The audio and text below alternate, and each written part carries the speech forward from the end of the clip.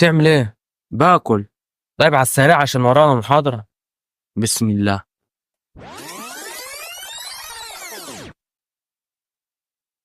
انت بتعمل ايه؟ ما قلت لك باكل. كده هنخلص فطار بعد العشاء يا عم انجز. اعمل ايه يعني؟ ما انا باكل اهو. اظبط الاكل كده بسرعة. اعمل ايه؟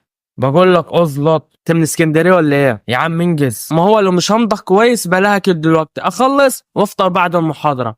ما هو انا لو مش هنضخ كويس مش هدي فرصة للاكل انه يختلط بانزيم الاميليز اللي في بقه اللي بيهضم النشويات، فبيسهل من امتصاصها لما بتنزل في الامعاء. ولو انا برضو مش هنضخ كويس مش هدي فرصة لمخي انه يتلقى اشارات الشبع، فهاكل كتير وافضل اظبط زي ما انت بتقول لغاية ما اتخن.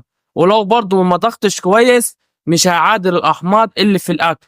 يعني ايه تعادل الاحماض؟ يعني الاكل بيكون ليه تاثير حامضي على اللعاب اللي في بقك، وفي حاجه اسمها